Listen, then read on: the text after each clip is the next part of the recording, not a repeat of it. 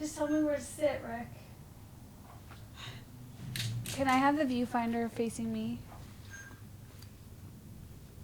Why do you appear so skeptical right now? What do you mean skeptical? Do you want a glass of water or No. a lemonade? No. Oh, this is gonna be good. This is gonna be real good. Why? Just because you're an amazingly giving person, you know, you want for others to shine while you shine as bright or more. And I'm excited to document that. Excited to document it. All right, let me just make sure that. Are you okay with your double chin? Esther, you look really good right now. No, I don't. I'm just joking. And theme music. Scoot doo, blabbity blue, scoot dee.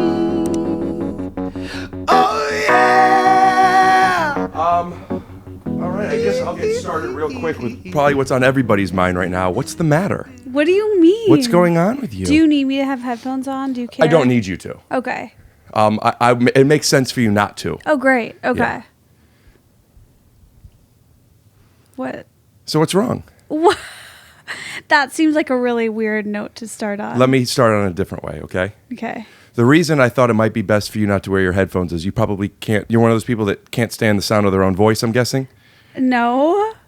I like my voice. I think I have a soothing voice. Before we get started, because I have to get my coffee, and also I do want to say, when the camera's off, thank you for coming over, and I have been excited to have you, so. Hello, hello, hello.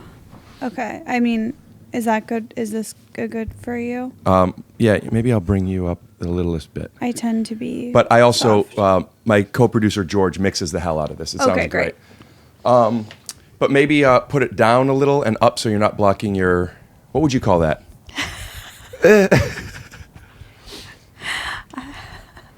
What would you call that? Your face? Oh my God. Lately when I laugh, I get like a heavy chest pain. Sorry. Yeah, that's a bummer. What do you think that is? A heart attack? I don't know. Have you been anxious? No, but I just shot my special and that was like very stressful. We'll cut to a clip. Okay, let's start doing this now. Great. What is this? What is what? What are you? Wow, no one's ever asked me that before. That's a really good question. What are you? I guess if you break it down, I'm pretty much the same thing as everybody else, just stardust and memories. Stardust? Yeah, just atoms. That sounds like complimentary. Well, I have a very supportive family, and maybe I have a self-esteem. Would it be a self-esteem issue if you think too highly of yourself? Oh, that's a good question. Because, yeah, I don't know. I know probably. you don't. Yeah, I definitely don't. Yeah, you do have a supportive family. Mm-hmm. That is the big difference, I think, between us. Now, correct me if I'm wrong. Your parents, you have your dad is Jewish and your mom is regular. Is that correct? That's an old Esther joke. Do you still do that joke? It's not too old. Is it on your special? Well, I say it, I say something that might be Jewish offensive, so then I throw in like, relax, I'm half Jewish, half regular. Oh, right. So it's not like, it used to be my opener, but I don't do it like that anymore. Okay, what do you open with now? My mic is shaking and it's... Maybe it's nervous. A star is in the chair. It's Let me try and fix that.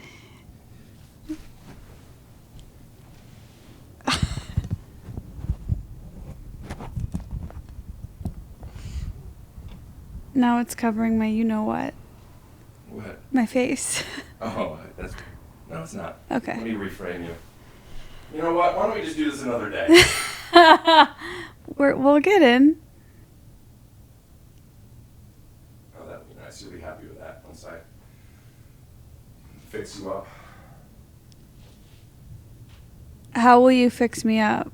I have this. It's basically Facetune. You use Facetune in For video? certain guests, yeah. Can you give me like Japanese like anime eyes? It's not that technical. It just gets rid of one of your chins and will slim your face down a little bit.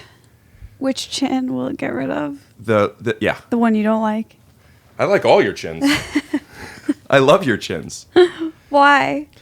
You're just you're just approachable. You know, I don't look at you and feel like, oh, thinks I'm ugly, you know? Yeah. Yeah. I feel best looking when I'm around you. Why is that? You're so short and I'm going to stop myself. And here's why. Because I'm going to tap into what our dynamic is, which I love so much. Same. Which is, how would you explain it? You're mean to me and I love it. Do you like when people are mean to you? When it's funny and I like the person, of course. But when it's not funny and it's like serious and I don't like the person, then no. Right. But I also learned early on that like sometimes when someone hurts my feelings, I'm like, were they just trying to be funny? Okay, if they were, then I'm not going to be mad. But that doesn't apply to you. I think that you usually make me laugh when you're being mean. When did you learn when did you learn to check in with people's intention versus your initial receipt? I think when I was in high school and like someone said something that upset me and I was complaining about it to my dad and he was just like, a lot of times people try to be funny and they're not funny and they miss. Amen. Yeah. And so I was like, okay. And I use that a lot too. Like obviously in comedy, it's like, well, were they just trying to be funny? Most likely. Yeah. So I'm not going to be like, I'm not going to be mad at them. I'm going to be like, oh, they're not that funny.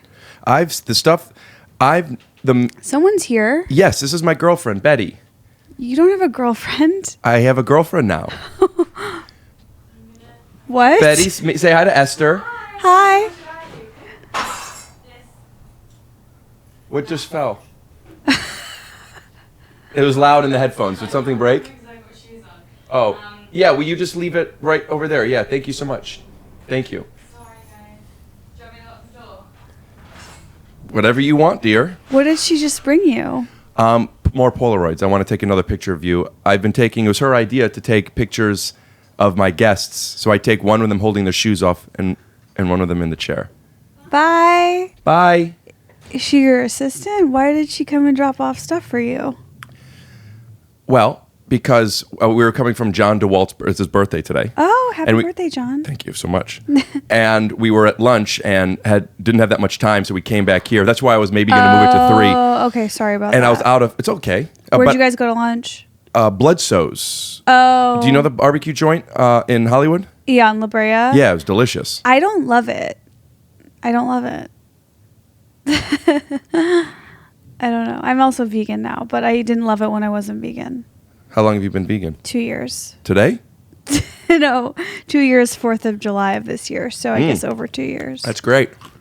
I do meatless some days a week. Mm-hmm. I don't know if I could go all vegan. I would love to.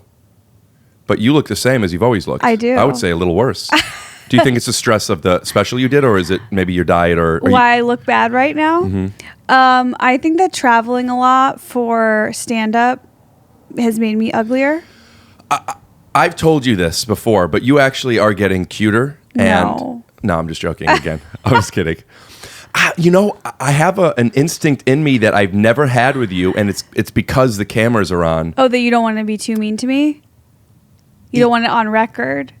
I don't mind the record. Maybe not. Maybe I don't want it. It could be uncontextualized. Is that the right word? What I was saying before Betty walked in was I'm meaner to you. Meaner, meaning the jokes I make. Like you're a very, average looking person. I don't think you're ugly at all. But even those jokes, I never do with anybody. But you've laughed at me so hard with them. I feel welcome to them. Yes, I love it. I think you're so funny, and I love the way you treat me. It's really great. It's good for me. I love it. I don't know. I don't want to feel like I don't know. I'm confident in my looks. I'm confident in my personality. I don't know. Like if someone's down to make fun of me, that's how I feel love. Like I grew up in a household of people that were constantly mean to me. And so to me, like, it's almost like how Jeff Ross is like, roast the ones you love. Like I relate to that. Not that I am roasty. I'm not a mean comedian at all, but like, I think mean is like a form of love. I don't know. When you say that you grew up around that, was that their form of connection, or are you just desensitized to being bullied or being mean people be mean Well, to you. being bullied is different. I don't want to be bullied. Yeah, I don't want to be bullied. That stuff. Being bullied is like scary. That's like a physical threat. There could be other type of bullying. Like if I were to say, "Hey Esther, where'd you get that shirt? The trash can, or whatever." That's not. Have you ever been bullied? I was like, yeah, I guess I was a little bit like had some problems.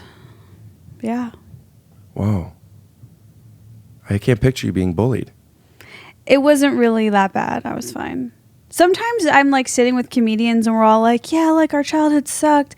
And I'm like, yeah, like, yeah. Yeah, you want to like brag with them about how But bad. then they're like, they say something really serious. Yeah, And, everybody's been molested. yeah. Well, that's like, I don't want to joke about that, but No. I didn't mean that as a. I feel like it's getting too serious. Let's not do it anymore? Yeah. Okay. We'll cut to a commercial for Marshall Rug Gallery real quick. Okay.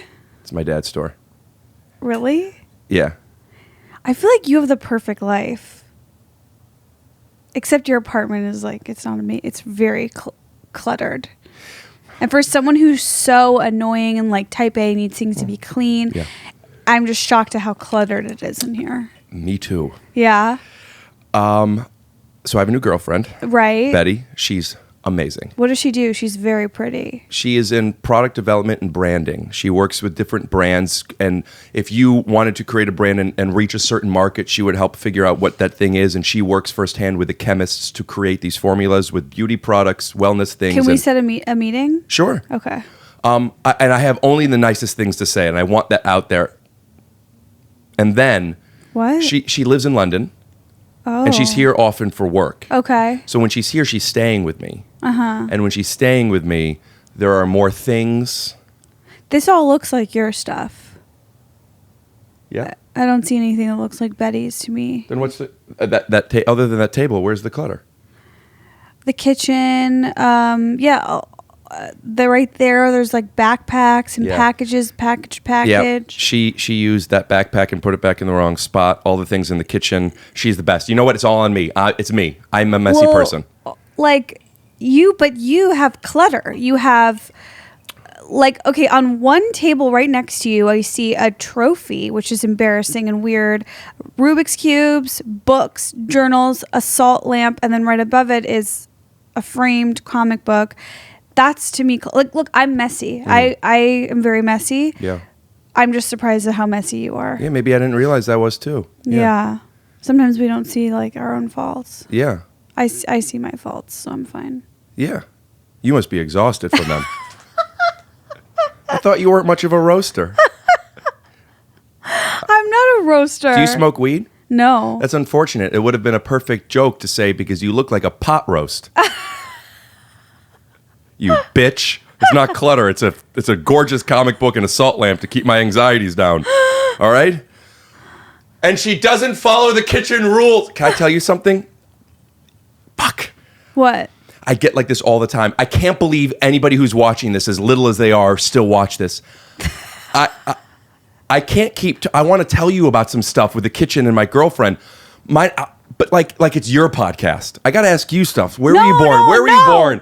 Where were you born? No. Oh, Illinois. Oh, beautiful. Beautiful. Do you miss Chicago? You tell me. You don't have to ask me stuff. We've known each other for 10 years. There's nothing to ask. There's a few things to ask. Like what? How come you haven't figured it out yet? I'll cut to a clip of the pilot. And we're back. Sandy recently sent me that thing that we did a while ago. Oh, I haven't seen that. I watched just the first couple minutes of you doing the voiceover of like explaining who you are and what that show would be. But there's some really funny parts. Really? Yeah. It is crazy. Like recently I was like, it came up and I was like, yeah, I had a reality show. I had a MTV pilot that was a reality show about my life. Mm-hmm. And I'm like, that's kind of weird. Yeah, but it was funny. How messed up were we that someone was like, this should be a show? Well, they didn't pick it It was up. really funny. Were you the one that was driving that like kept circling? Yes. There was, yeah. I remember something like that. You abandoned me? I think that was when we went to the Ontario Improv. Yeah. Yeah. That was really fun. Esther, you still doing your podcast, right? No, I'm not. You stopped? I'm going to start a new solo video podcast, hopefully. SVP? a vodcast is what my therapist called it. Oh, you have a therapist that has a name for it. Mm-hmm. Is this in LA? My what? Therapist? Yeah. Why wouldn't it be? I just think it's funny if the therapist is giving you podcast advice. You know, my therapist tells me I need a dog. Yours says you need a vlog. Do you really? Are you going to get a dog? I've been wanting to for 2 years. Yeah, I feel like we've been talking about this a while. So I have a potential job that's coming up, and if I get that, is it the one I know about? Yeah, start filming that pilot You have on the Friday. same. You have my makeup artist. You know. I don't know who's doing makeup yet. We haven't She's started. It's my girl. I talked to her this weekend. Oh, and you know that she's doing this show? Yes. Nice. She's amazing. Well, she's not going to have to do much for me. Just because of my character, not because of my flawless skin. I meant She did you when you were on Alone Together, so she knows you well. Oh, already. yeah. Yeah. Let's cut to a clip. Sorry, I feel like this is really boring and I don't know what to do. And we're back. So during that clip of me in the makeup chair on Alone Together, Esther said that I'm sorry, and this is boring, and I don't know what to do. Yeah, I'm sorry. I'm boring. Do you feel you're boring, or this podcast is boring? I think it's me. I also think that I trust that you're funny enough that you wouldn't have a boring podcast, but I also don't know. Some of these are a miss. They are. They are. It's a bummer, and I'm not going to not post them. Oh, but that's some of these are a terrible. miss. What do we talk about? What'll be fun? Well, the fuck if I know, man. I mean, I just did this. I just went to this birthday party and gave 110%. Oh, well, that's what's going on. I said I wanted to do a dinner. I wanted to give 110% for the podcast and then go to dinner drained. Yeah. But instead, and I'm coming back and I'm sweating and I have to poop. But I did think to myself, and I mean this as a compliment, if I feel ugly and I have to take a dump, who better to be opposite in a podcast than with Esther? And I mean that like as a compliment. Like you embody this, like this idea of just anxiety and discomfort, but acceptance that this is what it is. It's not that I ate something. It's that I eat things. Does that make sense? Right. Yeah. Like this is just who I am. Yeah. Yeah. The reason I asked about your podcast is because I have sometimes I'm in the pocket and sometimes I'm not. Okay, I have a question. I think there's something wrong with you. We were FaceTiming like a month ago and you were sitting down at your table somewhere and like 30 minutes in the FaceTime, you're like, oh my God. You're freaking out because you were wearing your gym clothes and you hadn't taken off your gym clothes and you were sitting on your clean furniture and your gym clothes. I think there's something wrong. Like, do you have OCD, like something about germophobia? Is there some kind of disease you have that's mental? Yeah. I wouldn't call it a disease. What would you call it? Well, I have obsessive compulsive disorder. For sure? Or What? just like you saw that Jack Nicholson movie? Well, as good as it gets. Yeah. And the way you did that was unbelievably disrespectful. Because you put on me that would be what I was doing. And if I were able to tell you that's what I was doing, it would be a conscious choice, as if I would then be like, yeah, I'm doing the as good as it gets thing. No, I have obsessive compulsive disorder, among some other things. But the wiring that I had as a kid that still exists was pretty tough. What? Just my OCD was pretty invasive into my life, and oftentimes invasive into other people's lives. I have since been able to concentrate that into my place. It's kind of what I want to talk to you about, but now that I'm living with somebody kind of for a few weeks, it's interesting to logically know how it's okay that she doesn't have the labels facing the right way, but also needing to tell her so it doesn't keep happening. And not wanting to be a pain in the ass, but also wanting to feel accepted. And it's a new thing that I've never had to deal with before, that I'm in the middle of. You never live with someone? No. And incidentally, with that, my place, I do feel, is not the way I want it. Yeah, and I could tell. That's not on her. I've just been in a place where I feel like this isn't my space in a way that I think is Why? healthy for me, because she is occupying it. Oh. Are you bad at sharing? It's okay, I'm bad at sharing. I don't know. I don't. I'm not a good sharer. Can I answer your question with an example, and then I'd like to hear about how you know this? Please. If we go out to eat, it is my pleasure to buy you anything you want. I would love to give, and I want you to generosity. be happy.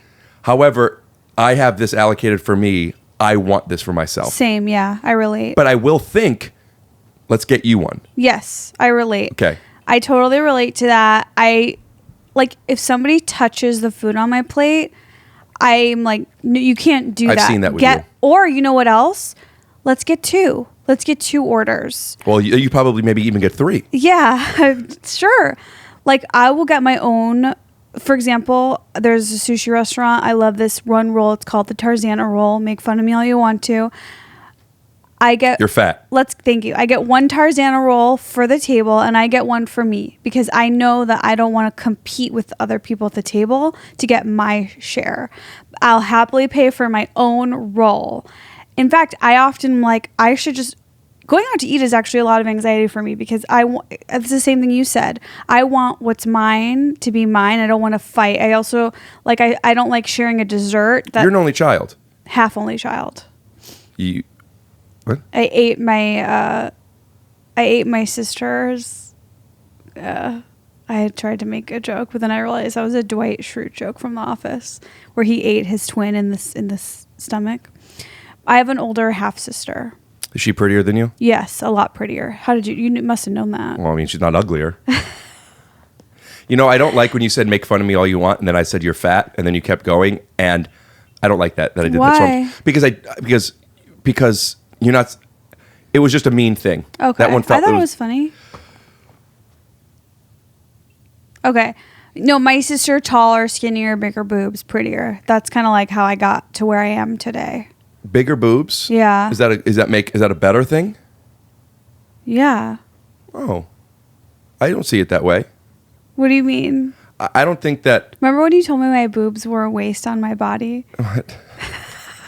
Well, because they were very nice, I assume. And it was a waste that I had them? Yeah, it's kind of like a guy that could jump really high but isn't allowed to play sports. Mm-hmm. It's like, we'll give it to someone else. But yeah, go on about your problem sharing food, which nobody doubted for a second. That was an issue of yours. Let's just move on. I said all I needed to say. I understand. I think we both have a hard time sharing, but that doesn't mean we're not also generous in our own ways. Here. It's a little late for that, Esther. For those of you listening on whatever you're listening on, Esther is applying some, what would you call that, chocolate? It's a Dior Lip Glow Color Reviver Balm in the shade Coral. See if we can get them as a sponsor. I don't know that Dior will sponsor this podcast, but you never know. I know. What's wrong? 2 things are wrong. One, first, and that's in the foreground, is this podcast blows. Second is I don't like how okay with that I am. Yeah, interesting. I think, I don't know. I've done about 30 of these so far. Okay. And I feel like I was in a pocket for a bit. And you have a question? Well, yeah, Are you sure you're not full Jewish? why does it blow? Maybe you're just tired. Sure. You know what it is? I have false expectations originally of what I wanted for this. I call this product, this podcast, this show, this video thing, whatever it is, this thing. I originally wanted to have, because we, as you know, we have very, very, very, very funny friends, right? Some of the funniest people in the world, in my opinion. And I've had amazing conversations with them and amazing playtime, blah, blah, blah. I wanted to have people come over for an hour or two and just talk and then edit it down to 5 to 15 minutes, just the fire. Yeah. Right? That's not what a podcast is. That's No. ultimately not what this has become. So when things aren't just what I know they can be, which is electric, baby. Yeah. I think it's like going to a bowl and getting an 8. Why am I fucking here? What? When I bowl, I'm a good bowler. And I used to be a great bowler. It's funny to even know that you're good. Do you Thank go you. often? I used to go a lot, yeah. With who? With whom? My Asian friend whom? By myself or people who bowl. No, you really bowl by I would yourself? I would go almost every day. By yourself? Yeah. I don't believe you. Okay. Okay. Moving on. Cut to a clip.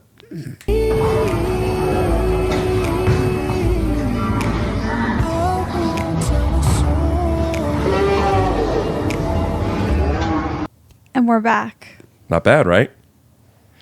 I used to go a lot. I have shoes right there. I might, because I got. Oh, that's another thing. I don't understand you. Are you a cool guy or a dorky guy? Thank you. I really think that I found this legitimate equilibrium that many people don't have, which is both. Yeah. Well, I don't know why I think you're cool. It's probably just because you're tall. Yeah. And you think I'm ugly, and I assume anyone that thinks I'm ugly is cool. Ooh, that's the fire I'm talking about. That's the heat I want you to bring. You know I don't really think you're ugly. I already said I think you're a regular looking girl. Right. So what what is it about me that you're not attracted to me for? I'm so attracted to you. I'm not sexually attracted to you. Uh-huh. Even making that statement is nauseating to me. And I mean that just because I don't want to ruin such the good friendship that we have. So if the friendship wasn't good, you'd make a move? Yeah. I think you're hot. The personality aside, you're a babe. That's not true. I mean, look at you. You're wearing a flannel. Oh my God, my jeans are so high. Well, you have to cover your belly. Esther, will you tell the people listening that don't know our relationship how this has been kind of validated and I'm allowed to call you a fat, ugly pig slob son of a bitch? Fuck it. I'm editing all that out. Don't edit it out, but bleep it all. Everyone understands. I like this. You know what it is? I know I'm not going to come over or spend time alone with you. You're not going to make a move on me, okay? Oh, you're saying you feel safe because I'm not going to make a move on you? Yeah. Do people make moves on you? Not really. Isn't that nice? Yes, it is nice. I enjoy that. So is this intentional? I like to feel like I can. You know me. I like I do. Yeah. Food, jokes, hanging with the guys. Hanging with the guys, hanging with the girls. I like to feel like I can. When I'm hanging with the guys, I hang with the girls and the guys. But when I'm with the guys, I don't want to. It's not like, look, I'm the only girl and I've got. I'm pretty. No. No, yeah, nobody thought that you thought that. Exactly. Esther. Now I feel stupid. For what? I don't know. Talking about hanging with the guys. What the fuck? And am you I made saying? a point twice to say, and the girls. So don't worry. Because I mostly hang with girls. Who doesn't? Esther, the way I'm selling myself right now, I wanna edit it all out. Yes. I don't like. How edited do we get? Depends on who's on. Yeah. With you, I don't even know if I'm gonna post it. Good. No, there's been a few episodes where I feel like I'm trying. Yeah. And I'm glad, and some of them I catch them early. This one's not too early, but I think I caught it, and I think I want to stop. The podcast. No, I think I'm like, our relationship is very play, and when we talk about real stuff, it's like there's no back and forth. Should I leave? What do you guys think? I kind of want to know more about your OCD. We could talk about it. Podcasting is so hard. It is. It's so hard to be the host. When I'm the guest, I could come in, and when I have something to say, I say it. And when I don't, I let them keep talking. Mm-hmm, that's kind of where I'm at. But here I am. I'm like trying to showcase our relationship. Ooh, I'll do some of this razzing with her. Yeah, it's tough. It's not quite translating to this medium. Some of them have worked though, right? Yeah. But clearly we're feeling something here. Well, when you walked in, I didn't understand the energy. Not filling in any blanks. There was just something. Huh. There was something in my teeth. Well, always. But I meant there was an energy. What is this? Let's keep with what we're talking about here. Do you know what I'm talking about, or do you not want to talk about it? Was there a worry? Was there a I'm not in the right place? I don't like this apartment. Was there something you were feeling that I don't understand? No. I don't mean to put you in a defensive at all. I just normally the energy is like laughing and upbeat, and when you walk, have to warm up. I'm not going to walk down the hallway laughing and smiling at you. I was just, to be honest with you, looking for a talking point because I said, "Is everything okay?" And you said, "Yeah, why?" And then I said, "Save it for the podcast." And you said, "Okay," and I thought, "Oh, maybe there's something." So I was just bringing it back up. I can't post this. Why? I'll give you a hint. Me. I'm unlikable right now. I'm not asking you any questions about where you're from. You're boring as fuck. You haven't made eye contact with me yet. What are you? I'm not boring. It's not me. Not what do you you. want me to do? I'm asking you A questions. song and dance. I'm starting conversations. Just because I walked in without laughing immediately when I saw your face, and instead I just had a sour look. This is the Esther I want. That's your problem. That's right. You take my energy that I bring and you fucking make it a show. That's right. Okay? Ooh, you want to talk about being attracted to somebody. When you're backed into a corner, that's where you're your sexiest. I am so sorry. Where are you from? Chicago? Yeah, a suburb. How old were you when you realized that you were so funny? I never realized I was so funny. Anyone who thinks they're so funny needs to get a grip. Or start a podcast to get humbled. I thought I was the king. And then I'm like, yeah, come on in, sit in that chair. We'll figure it out. We're 30 minutes in, and I think we're actually going to be starting it now. Esther, thank you so much for coming on in. How you feeling? I feel so energized. I feel happy, smiley, excited, educated. So you just shot your special. Yeah, 2 nights of it. 2 nights. First night was the one you're going to use? We'll use them all. Do you think that there was a night that went better than the other one? People say they liked the first night better. I liked them all. The first night. Yeah. People that went to the first night also went to the second night. No, like my crew of my squadlings, my friends and teammates that were there with me. Yeah. I had a group of friends there at all shows, of course. Did you agree with them that the first one went better? I just said I didn't agree with them. They all think first night better. I felt like they were all good. I don't know. Am I delusional? I have no idea. Do you ever go on stage and have a good set and then you're like, I'm so good, but then you're like, was I that good? Like, do you ever question? Because I never want to think I'm better than I am, but I also don't want to think I'm bad, and then I'll stop doing it. So you just want to think that you want to know exactly where you are. Yeah, I feel like that way with looks too. It's like, am I hot or am I ugly? Like somebody tell Esther, me. those aren't the two things. Right. Do you think that you're either of those things? I think I'm a mix. Yeah. Ugly? No. Oh, a mix. You mean sometimes you're hot and sometimes you're ugly? Yeah, what would you say? Well, what I have said is that you're a cute girl. Uh-huh. Who, once you get to know you, it's, she's a catch. Really? Would you turn an eye? You would if the guy wasn't into that bullshit fucking Instagram, sexy, strong body, Okay. classically symmetrical, tall. True. Yeah. I've never gone to a bar and been hit on. I remember when I had a new roommate after my ex-boyfriend moved out. My new roommate moved in and we were like, let's go to a bar. And we went to a bar and these men just were coming up to her and asking to buy her a drink. And I was like, I had no idea that happened in real. I thought that was just a thing in movies. So you're right. Guys don't turn an eye for me. But if you get to know me, Yes. you're like, okay, let's come over to my podcast. Yeah. I feel the same about myself. Huh. I feel like... Yeah. You're not the hottest guy. What's that? Nothing. You said I'm not the hottest guy. Yeah. Yeah. No, it's like, I feel like when somebody starts to like me, like, I never realized he's actually, he's cute. But my God. Is that me too? I think so. Oh, that's great. I don't remember you before I didn't know you. I don't remember you know what I mean? I remember when we first met. Tell me about it. Well, I don't remember I remember the first time I saw you at the store because I hung out at the store constantly. So all the new people. I remember too. And Boone was like, he's cute. I remember your relationship with, am I allowed to talk about it? Don't say names. Yeah, with Just one of the say comedians. My ex-boyfriend, yeah. Yeah. And I knew him, but I didn't know you. And you guys did this bit and you played like you were like this 14-year-old girl because you were young at the time. Yeah. You were of age. But then like one of the comedians spit in somebody's mouth and you were up there and it was just very... What?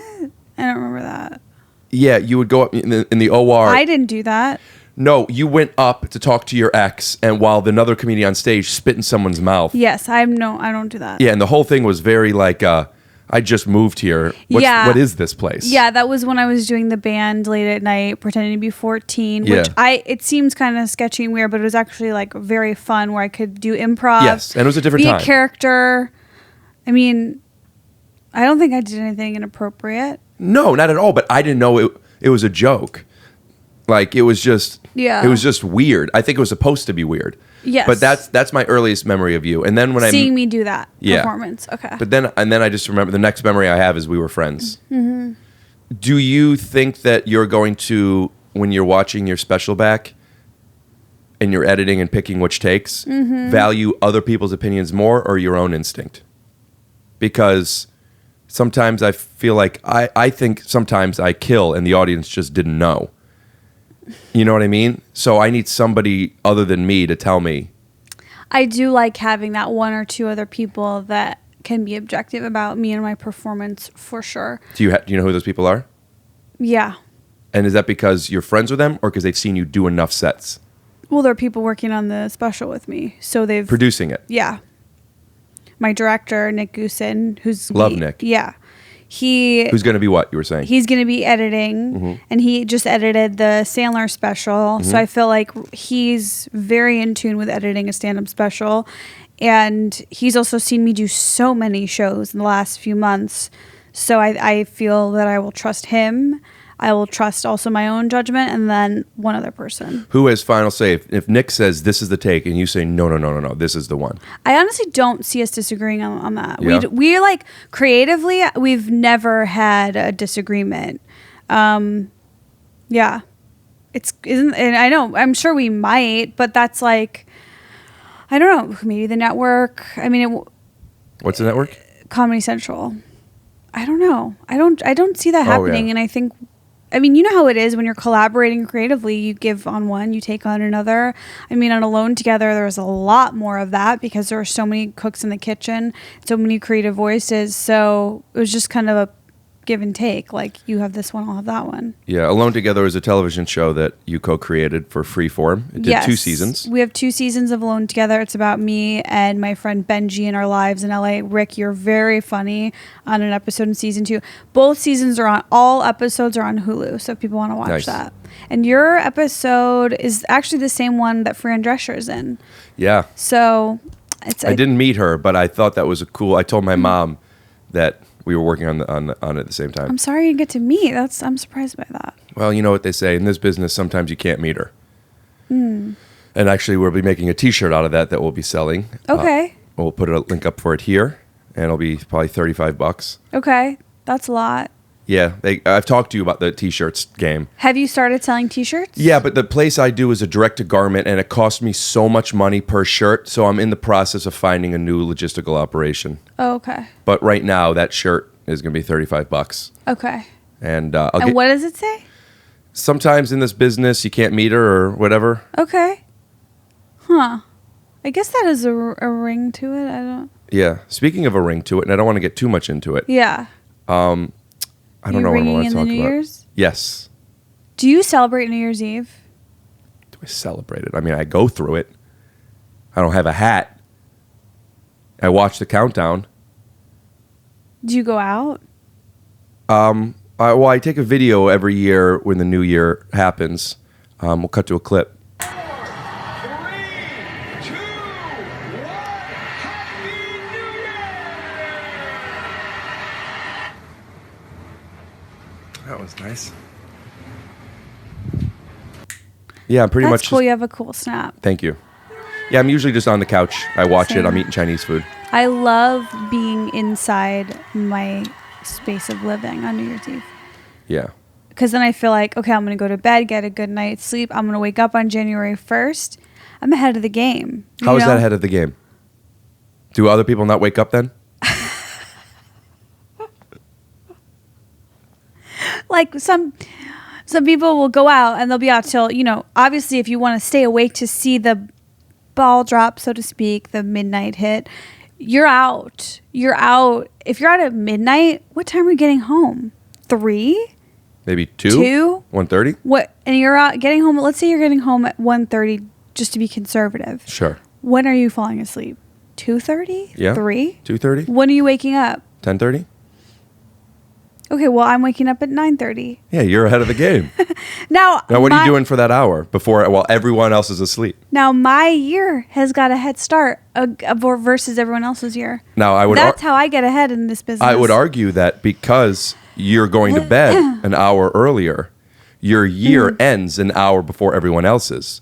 So maybe it's kind of like aging where, yeah, you want to grow up and be an adult, but then eventually you miss childhood again. Mm-hmm. While I'm on day 2, you're on day 2 plus an hour. But now, when are you really getting the most out of life? Let me ask you, at the very, very end or the start, when you're energized, you're ready to go? Which one? Now the podcast has got its momentum. I would argue, much like your comment on saying, am I hot or am I ugly, that it isn't best at the start or the end, rather in the groove. And the groove for me, my friend, is whenever I... What is that, July?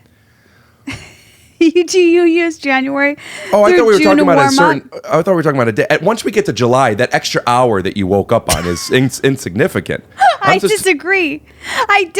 You think if you woke up an hour later on January 1st that your July would be different? Everything would be disarray. Where would you be today had you woken up an hour later on the 1st of January? I would not have had a special. Wow. I would not have been on a Hulu show coming out November 15th called Dollface. Are we allowed to talk about this? Because I know Yeah. you didn't want to. I thought it was under the impression you didn't really want to talk about that kind of stuff. Oh, Work no, stuff. I could talk about... No, yeah, that's fine. Oh, okay. Yeah. Part of what was going on at the beginning of this, which I'm sure none of you even saw because I took out almost all of it. Good. Was me trying to navigate this thing because...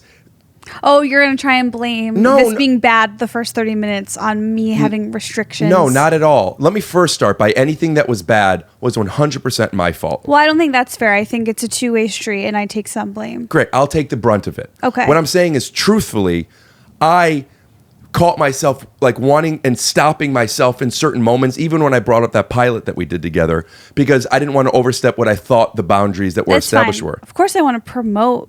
Yeah, I must have misunderstood what the text conversation was. I don't think you did anything wrong. Yeah, okay. I can explain. I know what you're talking about now, and it's something different. I'll explain that. What, now? No, Or we'll after? explain it privately. Okay. And you could, if you guys want to see that explanation, it'll be on Patreon. I'm just kidding. I'm not on Patreon, but I've been thinking about it. Are you going to do Patreon? I did Patreon when I was live on Periscope all the time. Yeah. Can I tell you something? And this is the truth. I've never had a fly in here in my entire life. And there's a fly that's been flying around you. Is that something you brought? I swear that they follow me, and I'm really starting to think that it's not really a fly, and it's like a camera system. Yes. Yeah. Well, get me a copy. And Because they're I would gonna- love some B-roll of this. I'm sorry. Go on. You were telling me about your camera system? No, let's move on. And I'm joking. That fly was here before you. Yeah. Great joke. Yeah? Whoever's editing this, make sure when I say whatever the fly be here before you, put in a little like studio audience applause and stuff. You know, I don't really read faces all the time, but with you, it's easy to see when you're just not enjoying it. Why people say that to me? Like people are always like, "What's wrong?" And I'm like, I don't have like a. What is it? It's probably just something in your body. Is it just that I'm a girl and I like have chubby cheeks and like if she's not smiling, she's No, we'll cut back to a clip now, but it was you doing this. I think I need to learn how to like fake it better in life. But also maybe I don't, and I'm just always going to be good mood, bad mood, have it, Yes, leave I it, think take it's it or that- leave it. I think it's that one. I do think it's important that people that are close to you understand the way you communicate and vice versa. Mm-hmm. So there isn't any worry in situations and people not feeling safe. I've been told that everything that happens in my life becomes headline news For the world or for you? for me. Give me an example. Where are you going? I'm going downstairs. Headline news. Now, who's thinking this is headline news? Dave, my significant other. Is that a girl? Dave? Yeah. Have you ever met a girl named Dave? I know Dave. I was more commenting on why he's saying significant other. Oh, I don't know. SO, associate, partner. Significant other and partner, I've noticed, usually is between gay couples. I think we can all use those terms. I think it'd be a better world if we did. Great. So I'm starting to make the world better. Starting, you've been doing it. Thank you woke you. up an hour early. That's right. That's making my world better. Fly. It's so degrading to be swatting a fly. You're probably used to it, right? Esther, I'm taking right now. This podcast, we're probably at minute 12. I just want you to know I took out a lot. It'll be short. Leave them wanting more. I'll come back. Yeah, we'd love to have you back. Like that face. Well, it doesn't sound like you'd really love to have me back. I also get that sometimes. I would love to have you back. Prove it. Let's schedule it. I'm just kidding. It took very long for me to get to this one. Yeah. Esther, what do you think is the best question to ask on a podcast to the guest that is not catered to you in particular, but like a fail-safe of you should ask this all the time? One question I like asking people is what's something that you love to talk about, but like that other people might be sick of hearing you talk about, but like what do you love talking about? What would that be for you? Like baseball cards or something? Yeah. Yeah. My Ken Griffey rookie. Was I serious? Was I right? No. Okay. What comic books? Your trophies from high school? I was in a comedy basketball league for years. And a couple of years at the Comedy Store, we would have this award thing set up in the main room. It was really fun, and everyone would give, not everyone would Were get there any awards. girls? Ew. And this is one of the awards I got. I think is funny. Best player, worst comic. That's funny. Yeah, so I think it's fun because I'm not insecure. Like if someone says you're not funny, I think okay. But it is important to me that people know I'm a good basketball player. Huh. So that is like 2 compliments. That's like, oh, Rick's not funny. Look at how, yeah, great. I'm not funny. Who cares? But I could dunk. I wonder if you being told you're not funny is like me being told I'm not pretty. It's like great. I probably haven't heard it as much as you. Yeah. I'm probably not as used to it. Hey, is your neighbor doing Irish dancing on the wall? No, they've been building an ice rink for the past 7 months and are skating on it constantly. On the wall. It's up there. They're the worst. And if you're listening to this, The neighbor. yeah. We're talking to the neighbor now directly. Yeah. Guys, what are you doing? You know the rules of living in an apartment complex. If you're up there, you don't bang down. And if you're down here, you don't bang up. That's all you need to know. Who bangs up? Some people bang up. Why would you bang up unless you're trying to tell them to stop banging down? I've seen it. Give me a situation where they're not communicating to the upstairs, where you're out, you're watching Entourage, and you're like, everyone, get the broom. Who's banging up? It's just a rule. Just because people don't traditionally bang up doesn't mean it's not a rule. If you're down here, don't bang up. If you're up there, don't bang down. Listen, deal. Great. I just can't picture a world where anyone's banging up. You have to go out of your way to bang up. Just because no one's going to do it doesn't mean you shouldn't have the rule in place, okay? Oh, That's okay. like, look, yeah, nobody's going to, I don't know, nobody's going to come in here tell us you did great, but we shouldn't still have the rule like welcome compliments. What is the last thing you said about the coming in and doing great? Rules are usually implemented if there is something for it to be policed. For example, Yes. There's no rule that says don't put a spoon up your butt before you eat it, but people aren't doing that too much, so no one's created that rule. But I would say there is a rule. Then say it. That's a rule. Of course there's a rule, don't put the spoon up your butt, then eat it. I would say If you did the spoon up the butt and then ate the spoon, someone who saw you would say, don't do that. We don't do that. Right. And now if I were living upstairs and the person below me was banging on the ceiling with I'd a broom say- for no reason, I would go downstairs and say, don't do that. But I wouldn't say, we all know this rule. Of course we all know that rule. Okay? I'm arguing How is it different? I'm arguing the semantics of the term rule, not to do it. Of course don't do it. You know what else you shouldn't do? You shouldn't go outside and do the public laundry naked because some people might find that uncomfortable. Mm-hmm. But you don't see that in the contract when you move in. No, these aren't things that are written in contracts. I said this is like everybody knows it, right? Oh, I would love to talk about these. So you're talking about the unwritten rules. That's right. Tell me more unwritten rules. More unwritten rules. Okay, don't bang up, don't bang down. If you're Well, in those are the big apartment. two. Those are the big two. And not just apartment living. Like I know that when you meet somebody, you're supposed to shake their hand and make eye contact and say, nice to meet you. When you go to somebody's home for dinner, you want to bring something, whether it's a donut for you, an orchid for somebody else, a bottle of wine for Did somebody bring you that orchid? No, I love orchids. That's dying. And I'm considering, I buy orchids every like 6 weeks.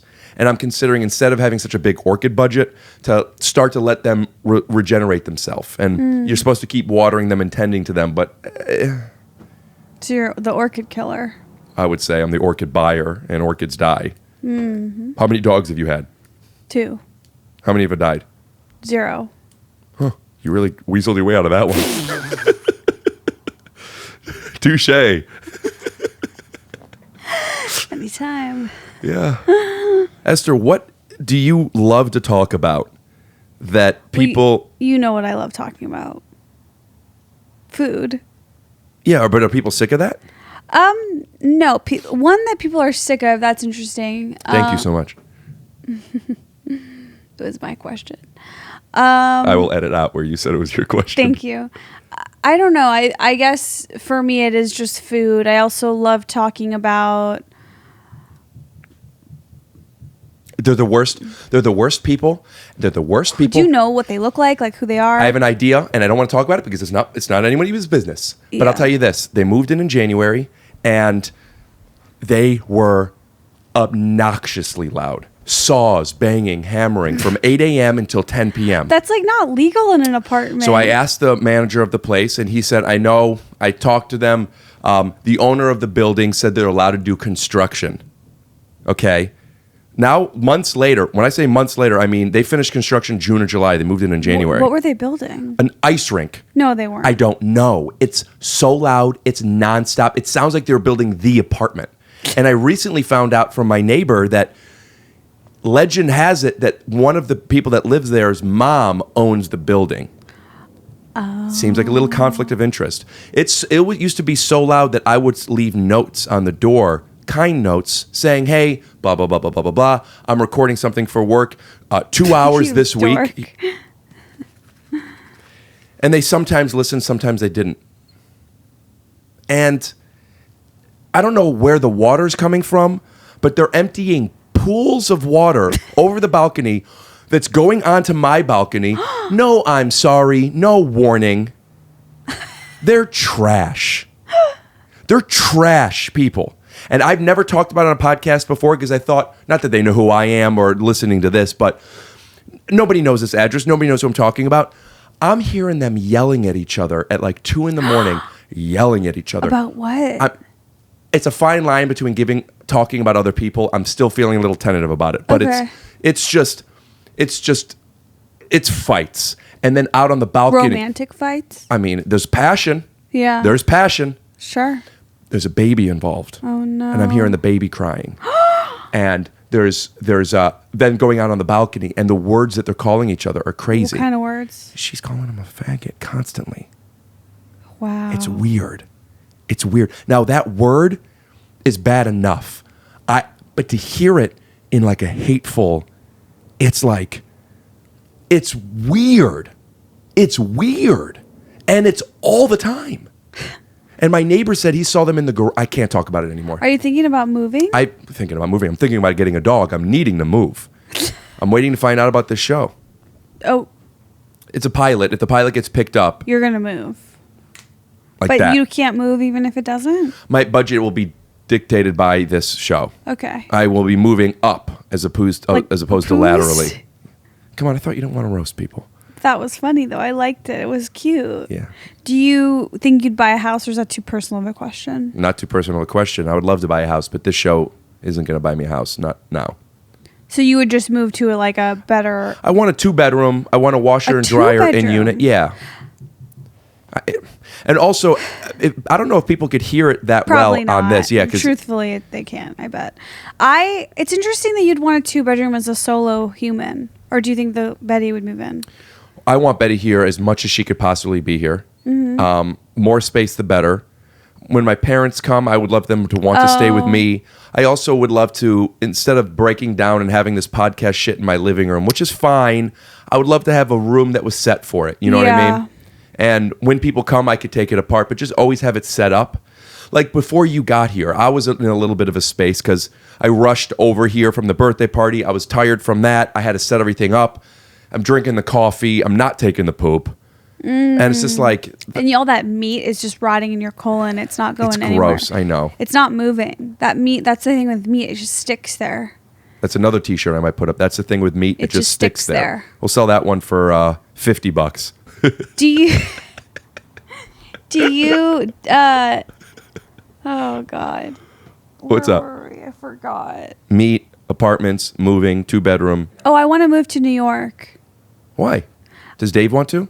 No, he would stay here.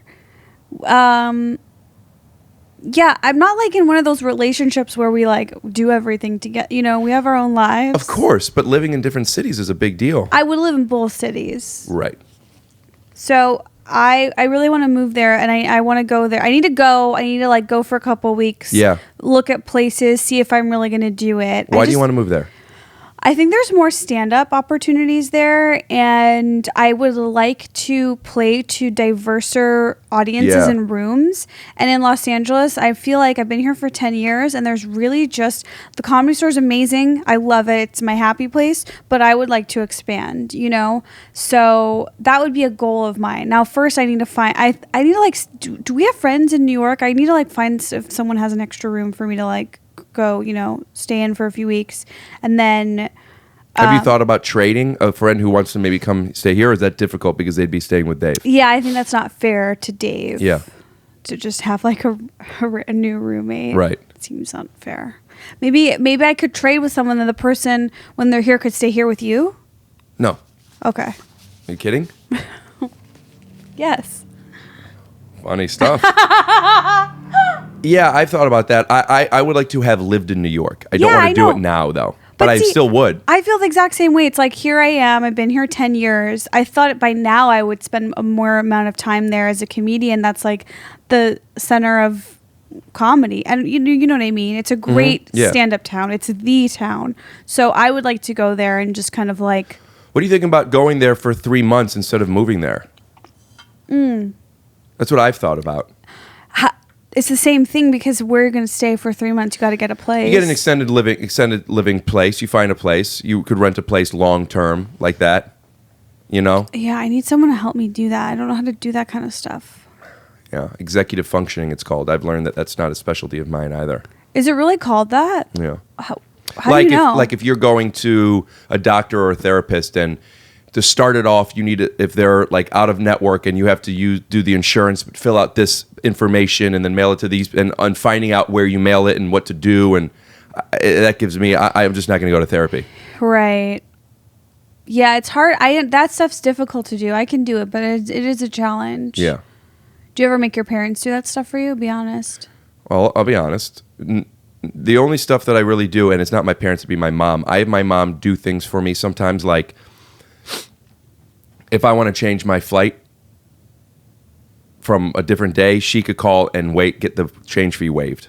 So I will call first, and I could get it done a lot of the time. But when I don't, I pass it on to my mom. Do you pay her to do that? No. I also have my mom do. When I went to Europe a few weeks ago, and I had my mom call the Verizon to make sure that my thing was activated. So I had my dad do that. Yeah. I mean, I'm on a family plan. I pay my portion, of course. And so sometimes my dad doesn't have a job. So I feel that when I'm giving him... Is he retired? He's basically, yeah. But like not... whatever. It is, whatever. I feel that when I give him tasks, it's giving him like some purpose in life. Do you really feel that way? I really do. Doesn't it feel good to accomplish a task? Sure. So that's like a gift every time that I'm giving him. But do you really see it that way? I really do. Do you ask him to do things for you that you want to do just so he could have the task? No. But what does anyone really want to do? There's the question. Right? What do you really want to do? Have a cinnamon roll. I stopped eating gluten a couple weeks ago. Why? my girlfriend has me on this. I have some joint issues, and I'm working on eating a less inflammatory diet. What are your joint issues? I just had shoulder surgery, and I had elbow surgery a few years ago, and just... Do you have like an underlying cause? It's not rheumatoid arthritis, but through wear and tear. My mom and Dave have that. Yeah, that's a bummer. They're fine, but yeah, it's an autoimmune disease. Yeah. It's just, it's tough to exercise sometimes, and mine are from injury, but I still have the arthritis in certain joints, and they act up sometimes. So she has me off nightshades and gluten, and I was eating donuts. I mean, I think... Where do you get donuts? I don't have a donut spot outside of what's convenient. I mean, donuts are great. There's a place, there's a Yum Yums nearby that I usually go around 11, 12 o'clock at night. Fresh batch. Can I tell you, this is crazy news. There is a baked good that I, my whole life, spent being a hater of, confused by, not understanding why it exists. The Red Velvet movement? No. But now, it has become like the only baked good that I go to. Go ahead. Can you have any guesses? Yes. Let's hear them. Is this a good that everybody knows about? It's been around for a while. Is it a specialty thing like a cronut? Of course it's been around. And even a cronut I wouldn't call a specialty thing, but that's been around too for like a decade. Cronut is a specialty thing. Okay, it's not a specialty thing. It's a baked Yeah, I'll tell you good. what it is. Cake Pops. No, It's a good that's guess, a though. specialty thing. Cake Pops are younger than cronuts. But a cronut is a brand where a cake pop could be done by many manufacturers. Okay, sure, a cronut is like, we call it Kleenex, but there's tissue, there's, people call them other things. I forgot the other names. I use the tissue Kleenex analogy as well when talking about brand of product. That's the easiest one. Kleenex, it fucking has crushed the tissue game. Yeah. Although Kleenex is to Amazon- Coke. Wait, yes. People say they want a Coke instead of a soda. Do they? Yeah. Can I tell you what Amazon has started doing, which seems really unfair and shady to me, but we all know they have unfair, shady practices.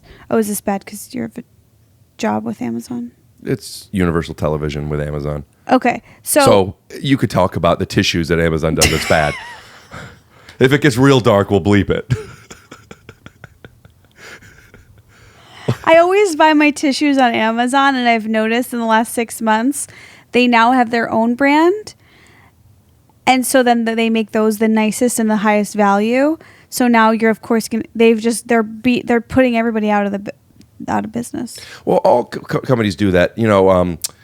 Target has their Up brand, and Whole Foods has their... Yeah, that's true. Yeah, why not do that? Do you think in 10 years I have a chance that Jeff Bezos could be attracted to me? I think that you have a better chance of being attracted to you now. Oh, no, but he's just kind of... Okay. He's getting out there now. Yeah. But I like Dave too much for that to even be something we need to consider. But if I were to leave Dave, it would be for someone that could support both me and Dave. I feel like... Oh, that's sweet of you. Yeah. You would leave him but say, I still got you. Yeah. It's kind of like this idea of you wanting to move to New York. How so? We're going to still be together, but I'm moving on. I'm not moving on. We're still... Realistically, if Jeff Bezos was going to want to date somebody that much younger than him, I don't know if it would be you. Mm-hmm. You know what I mean? But what do you like about him other than his wealth? Do you know anything about him? No. So it's just money. So it doesn't have to be a Bezos. It could just be someone with money, a lot of money. But he's like the Kleenex of wealthy men. So you don't just want a wealthy man. You want somebody The who... one. Is it because it's more money or because of the prestige in the public eye? What if there was To another be guy... honest with you, I don't want this. Here's what I want. Okay. I would love to be at a party, have somebody notice me, think I'm attractive, have them... You have a better chance of dating Jeff Bezos.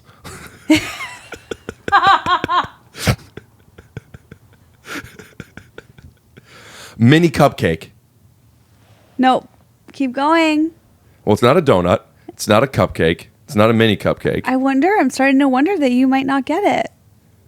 A baked good. I mean, is it a Hamantaschen? No, that's a specialty. Is it a certain type of cookie? No. Could you give me a hint? What hint could I give? Okay, fine. I'll give you a hint. One of the reasons I didn't like it when I was growing up is because it was dry, traditionally very dry. And it's not a certain kind of cake, or it is. No, it's a baked good. What? How many times? Well, carrot cake is a baked good, and they could be dry. Every baked good can be dry, but this one is kind of almost known for how dry it is. Oh, it's not a dessert. No, I was going to guess a croissant, No. but those aren't really dry. Those are buttery as all could be. Flaky, soft. Yeah, tell me. Scone. Kicking yourself, huh? Yeah. I always thought a scone was pointless. Who wants it? It's just a dry, dense version of what, could be. Right. And now I'm like hooked. I need a scone every day. What's so funny? It's what it could be is how I have thought of a scone. Like this could be something. I get what you tried and failed at. Scone feels like. Now there's something about that firm, dry density that's bringing a whole new light to the baked good arena that I want a scone every day now. Now, correct me if I'm wrong. The market for a scone, which I think you're starting to appreciate, is a baked good that isn't necessarily in the sweets category. It is a sweet. It's sweet, but relatively speaking, it's a light treat. It's a pretzel instead of a French fry. It still has that saltiness, but it's like it's calmer. It's not covered in frosting and sprinkles. Right. You don't feel like, oh, I ate a scone. I'm blah blah blah blah blah blah blah. Yeah, it's not a cupcake. You're right. It's you couldn't certainly say that a scone and a cupcake were the same level of decadence. By the way, they very well could be. Would you say that's a rule similar to no banging up as much as no banging down? Yes, I would. So if somebody said that a cupcake and a scone have the same level of decadence, you would say, I can't live in the same apartment with you. I would say maybe on paper, like maybe somehow the grams of sugar are very, very similar. It could very well be. Maybe a lot of the same ingredients. Yeah. But the recipe is. But when I'm looking at a firm rock of sugar and flour with some little blueberries and some little chocolate chips. I feel like the blueberry is the number one scone. Is that fair? When I see a scone, it's almost always blueberry. Not me, no. Today I saw a strawberry one. I've seen mint chocolate is really popular. How do you eat a scone? Do you heat it? No. Do you eat it with a fork and knife? No. You take your time. Why would that be taking your time? Do you take your time? No. I never take my time when I eat. I want it done. A donut feels like you eat it fast, like smoking a cigarette, where a scone feels like something like a cigar, where like you break a piece off, you chew, you say hello, you break a piece off. A donut I never put down until I finish it. A scone I take bites at a time. I usually like to eat it out of the bag. Yeah. So like I like getting it from a coffee shop. It's in its little bag. I'm drinking my coffee and I'm breaking out my scone, putting it in my mouth, breaking it up. And then I'm on the go. Mm-hmm. When I'm eating out of the bag, I know I have a busy day. I know that I have purpose. You know what else I know? That I woke up an hour earlier on January 1st than everybody else around me. Mm-hmm. And that's why I have places to go. So is this something you do? You try to wake up an hour earlier than everybody else on all the other days? No, just January 1st. Really? Mm-hmm. You stay out late on the 3rd? No, I don't really stay out late unless I'm doing stand-up. Esther, you walk around, you got a busy day, and to prove this to yourself, you're not going to stop and eat a scone. Have you sat and ate a scone before? And if so, would you take your time with it? If I were to make coffee at home and somehow I had a baked good from the night before, I would sit and eat that in my kitchen. Do you eat healthy because you're vegan, but you love sweets? What? Do you eat healthy because you're vegan, but you love sweets? I like to eat a salad here and there. Mm-hmm. And then I eat a lot of Chipotle. I love sweet green. I like a vegan baked good, and I kind of eat one almost every day. I just found a place called Faux Nuts. Oh, there's a new one in Ventura Place, right? Yeah. I kind of burnt out on Faux Nuts like 5 years ago. I never had it until recently. It's good. Yeah. I burnt out on the 3rd Street location. Esther, tell me about Dollhouse. Dollface. No, not the show you're doing. Oh. About the fact that you look like a little toy. Got out of that one. Not as well as you got out of the dead dog thing, though. You crushed that one. You said 2. Like you knew what was coming. Yeah, tell me about your show, Dollface. Dollface is a show coming to Hulu, November 15th, all episodes. Ooh, I didn't know you had a date. Congratulations. Thank you. And it's about 4 young women in their friendship, navigating it. They live in Los Angeles. Kat Dennings is the star. She gets broken up with in the first episode, has to revisit the world of female friendship. I hear people are saying it's kind of like New Girl in tone, kind of like has a Sex in the City vibe because it's the 4 women. I really respond well to shows that have 4, like a group of 4 women. Like Mean Girls is a movie, but like that's one of my favorite movies. Same. I love things that are about 4 women. Sex in the City. 4. That's the number.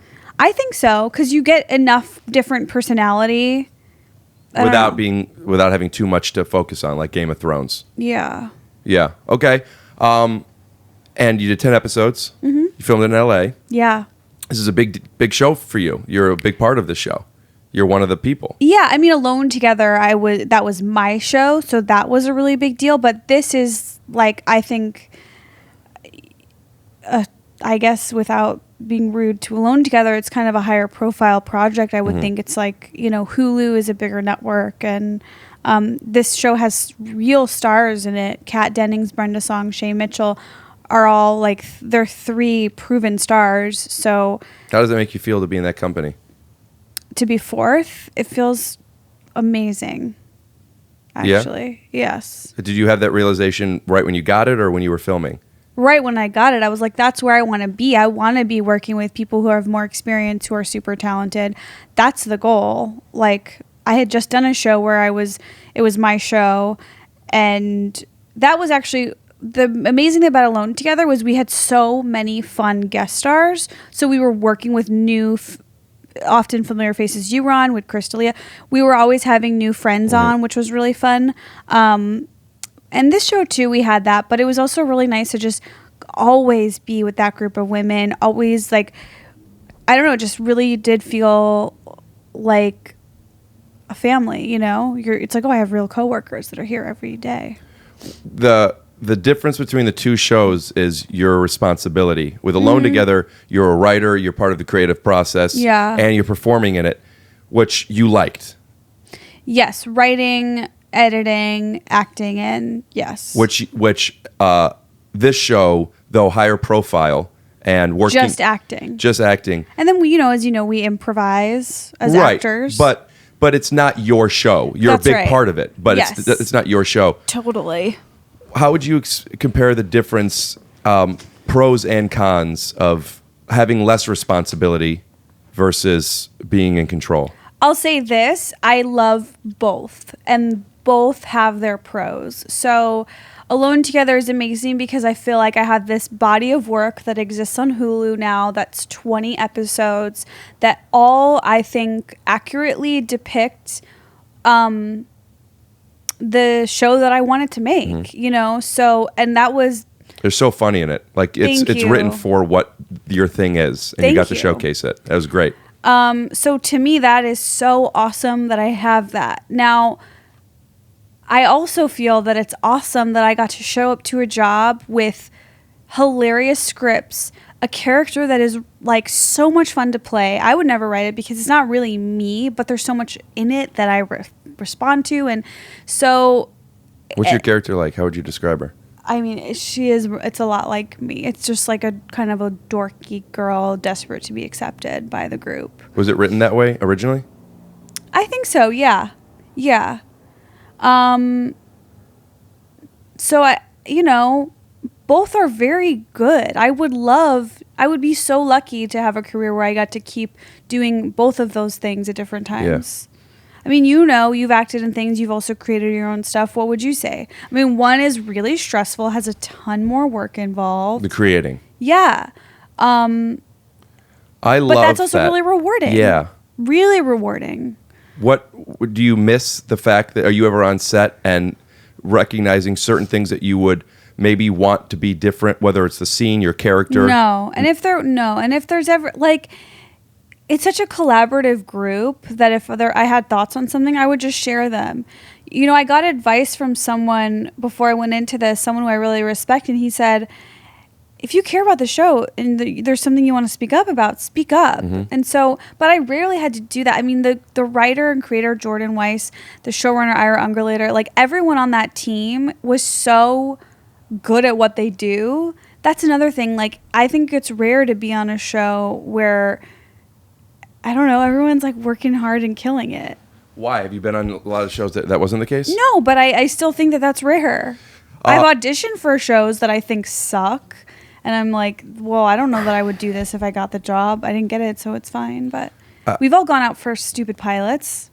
I worked with the costume department for my pilot, did Crazy Ex-Girlfriend, and we spoke about you a little bit, and she loved you so much. So, I mean, that show is another example of like everyone just killing it left and right. If you had an opportunity after the show, let's say it goes 4 seasons and you get notoriety from it and... Notoriety? What, like I killed somebody on set?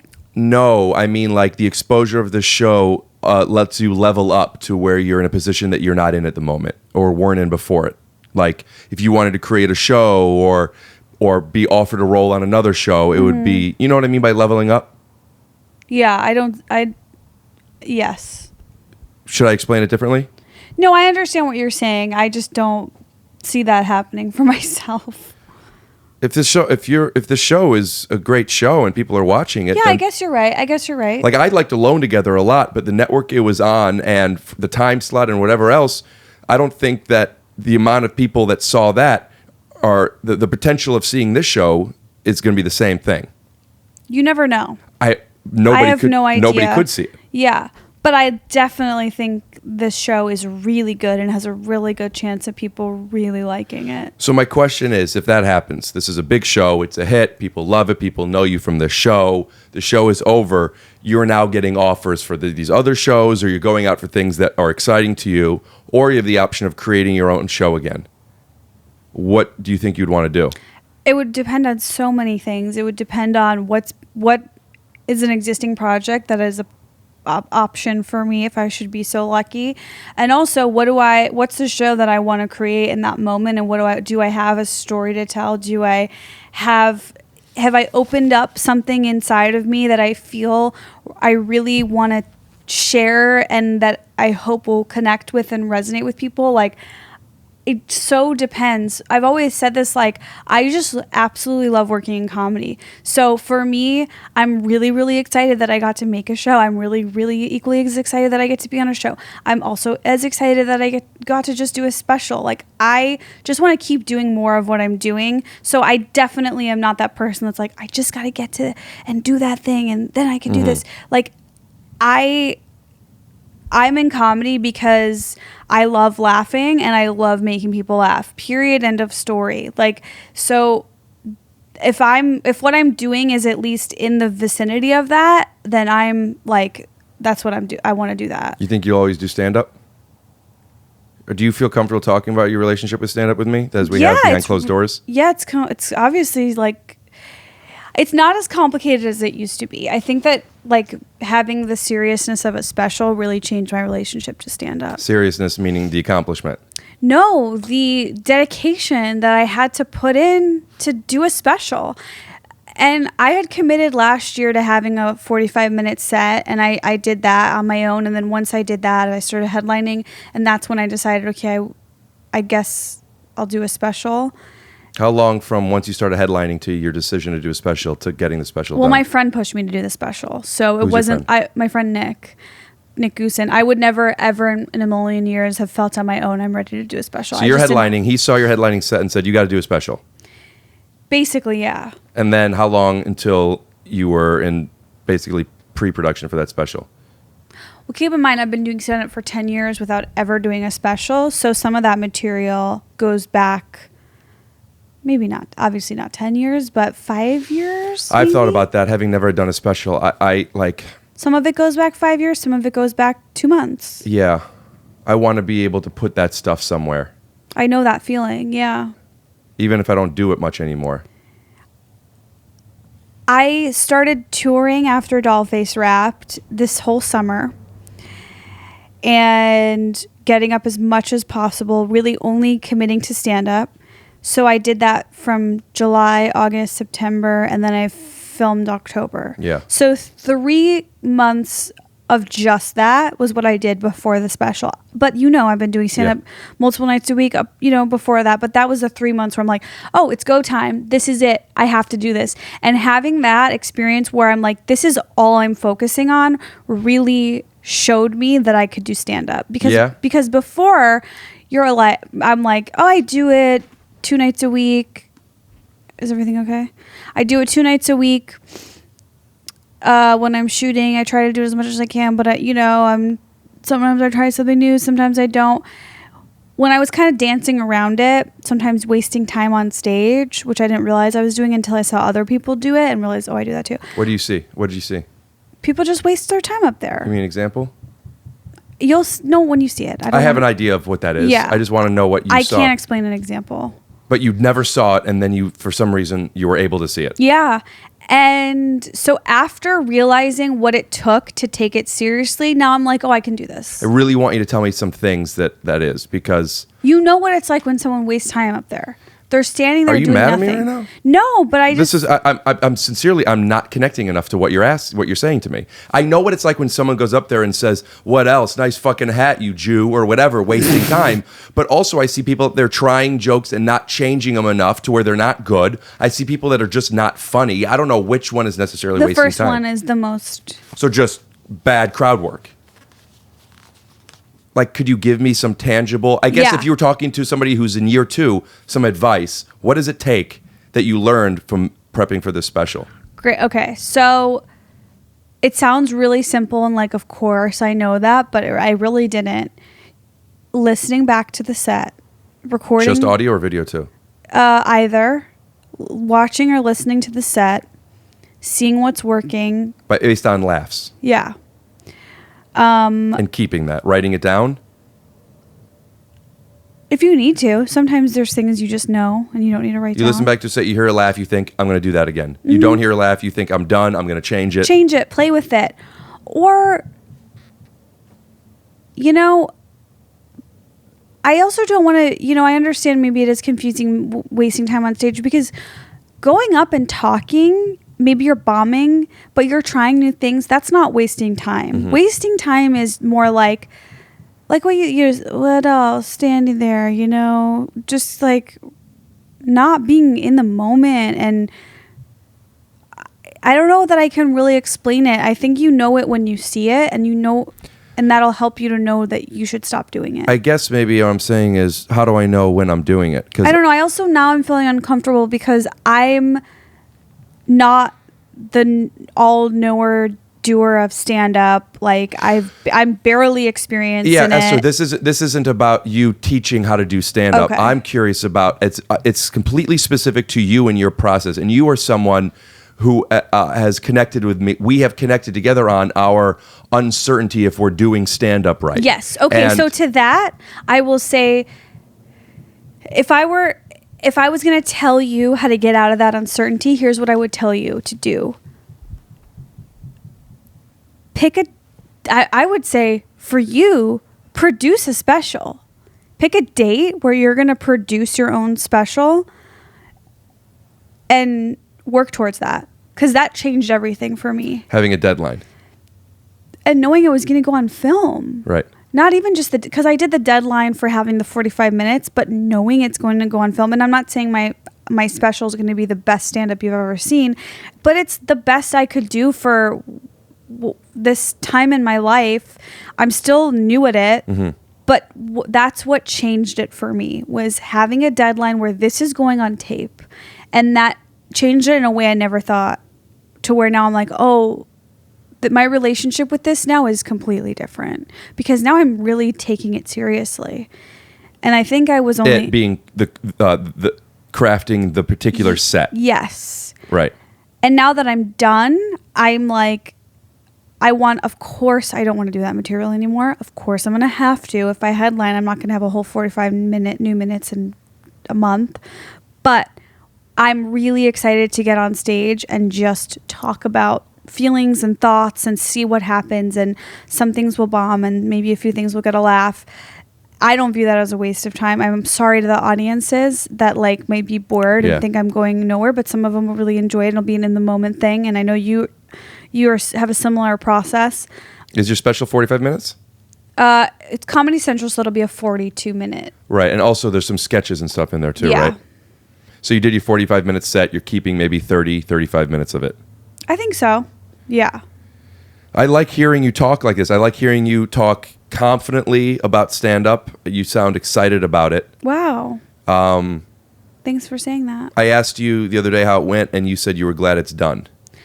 Yeah, that's the overwhelming feeling I Yeah. have, because it was a lot of pressure and a lot of stress and obsessive work into the set and those jokes. And I'm really glad that I don't have to think about them, and I'm really glad I don't have to go up and do them, because it's a different relationship with stand-up when you're going on stage in Bloomington, Indiana for 5 shows, and you're not really there to experiment and find. You're there to run this set.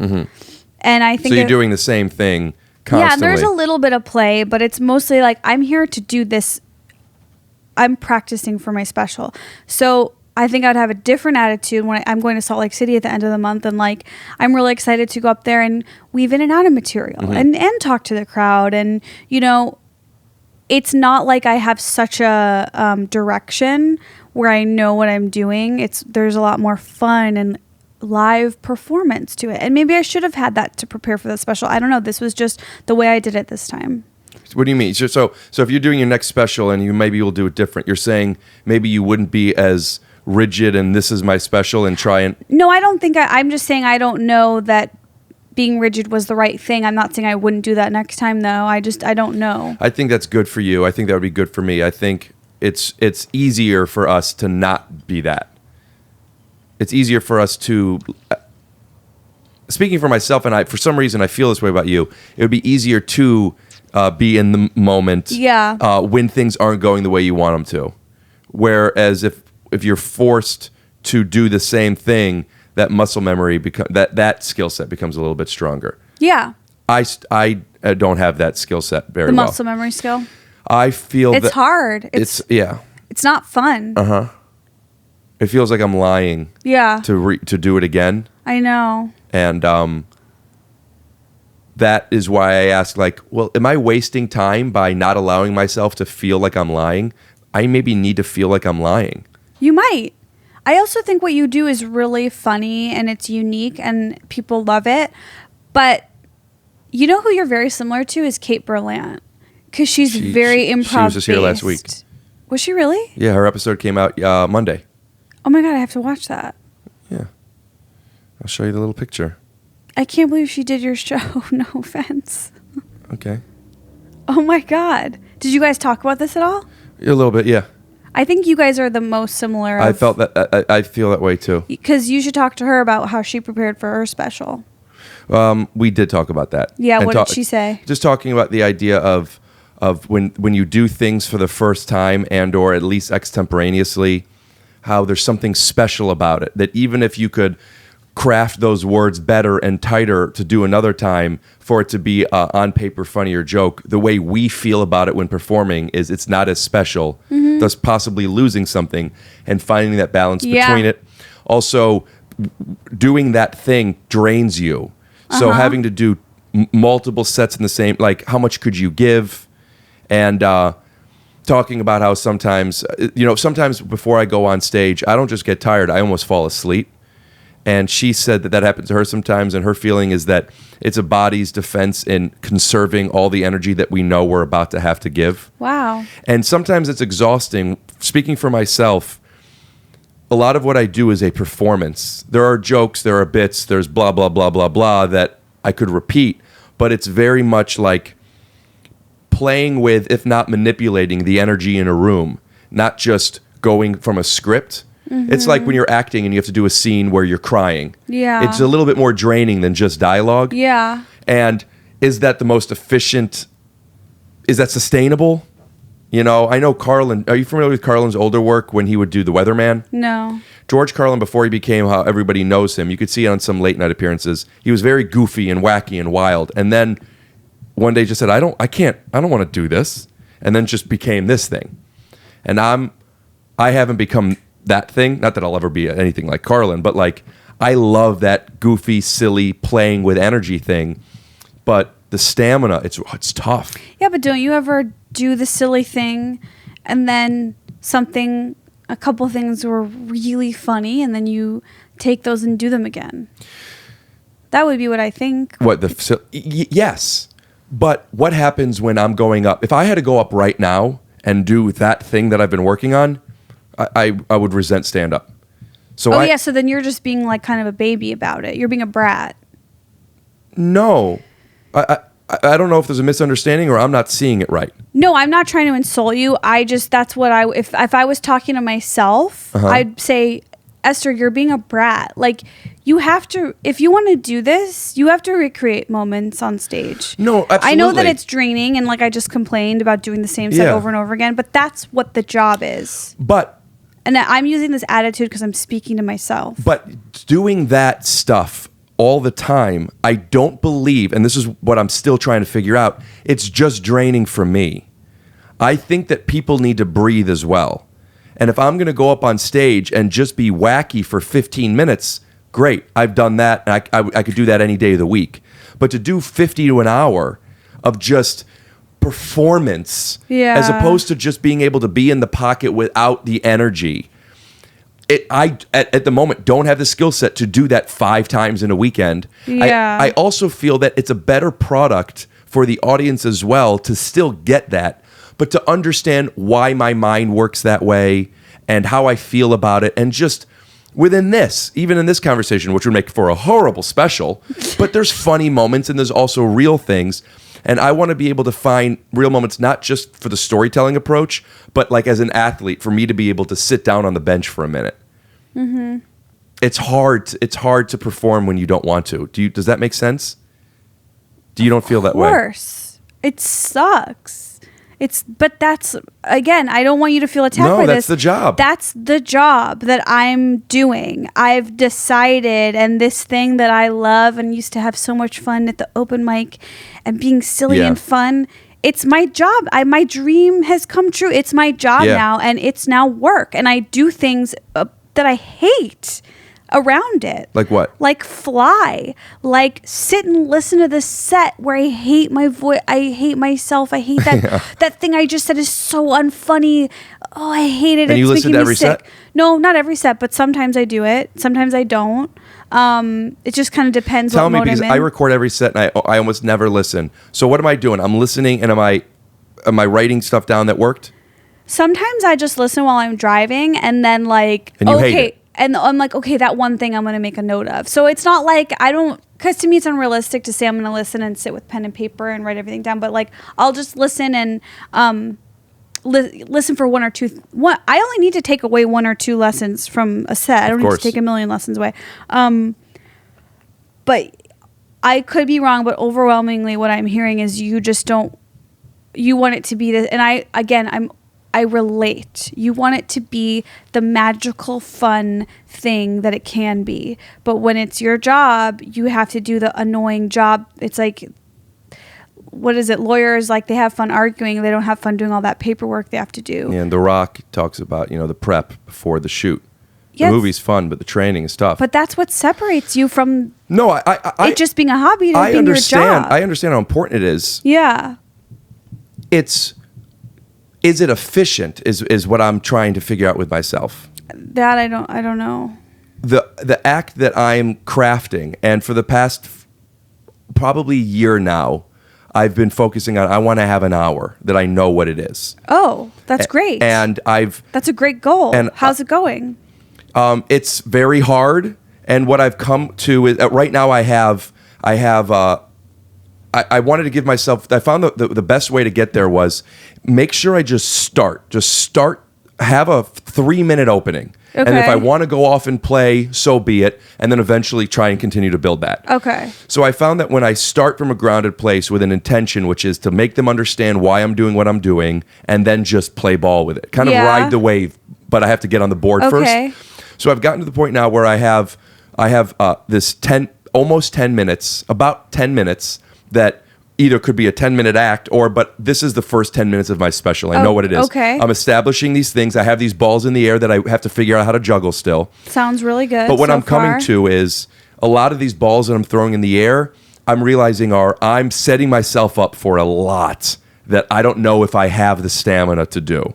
So I'm trying to find ways of not making everything such a, a lot of times people have their closer and it's with the music or it's with the props or it's with their big thing. Yeah, I don't have a closer, but yeah. My whole act when doing shorter sets are just all those big energy things that it's just like, relax. Yeah, I don't need fireworks constantly. You can't be Britney doing all the fast songs. You need to go to the piano for some of the I've been thinking about actually using a piano. You should. My You're mom's really been funny. telling me to. Here's all I know and all I see is that you're really, really funny. You're unique.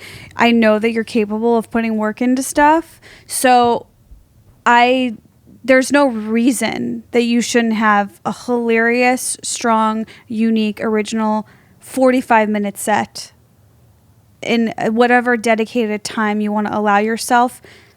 It's impossible for me to think that you can't do that. You are so funny. There's no one like you, and you're just so good on stage. I haven't seen you in a while, but I hear from my friends whose show you've been doing, my friend Lena's show. She says that you kill. She's so grateful that you do her show because you're so good. Nice. So you don't. 15 minutes is easy. I know. Totally. 50 is tough. When you're thinking about, I know, but if I did it, and I'm not saying mine's amazing. You did what? Oh, doing a special. Yeah. I know you're capable. I bet your special is going to be fantastic. Thank you for saying that. I hope you're right. All right. Well, when we have you back on, it'll be when I'm ready for my special. So we'll have you on. Was this so boring? It's like I don't another know. I don't know. podcast where we talk about stand-up. I don't know. I don't talk about stand-up much in my podcast, though. So as far as... Is it midnight? Jesus, Rick. I mean, it's funny. It seems like it's so long, but with everything I cut out, this is going to be a half hour. All right. What's the name of your special? I don't have a name yet. Don't know when it's out yet either, right? No, we're working on that. Okay. Well, where could we see a Little Esther Monster at Instagram.com? At Esther Monster on Instagram. All episodes of Alone Together on a Hulu. Rick is in one. He's really funny. Season 2. And Dollface will be out November 15th. I'll be in Chicago. I'm doing one night of a show in Chicago, December 4th. And Salt Lake City, Utah, November 1st for stand-up. There's a lot. I'm going to have to type all those up. Thank you for having me, Rick. You're really funny, and I look forward to your special. Thanks. You guys, believe it or not, Esther is one of my favorite people, and she likes me too. My name is Rick Glassman, saying thank you for tuning in.